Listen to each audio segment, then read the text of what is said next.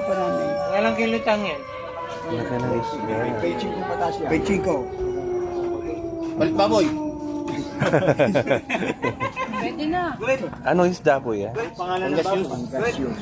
Panggasyo. Pag sa Maynila mo hanapin, cream dory. Ay, cream doll. Pang fish fillet pala. Ayan. Kulit. Kulit, kagatin mo na konti dali. Yung sa bahay luwa, nalam natin. Pang cream doll. Yan, buhay pa.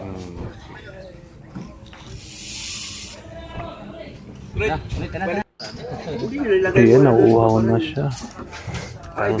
Pang cream dory. Laki. Pang fish fillet daw. Hindi mo akalain, no? May mahuhuli pala dito ng Pangasius. ganyang kalaking isda sa Pangasius ang pangalan. Sampaloc Lake. Galing naman ni tatay manghuli.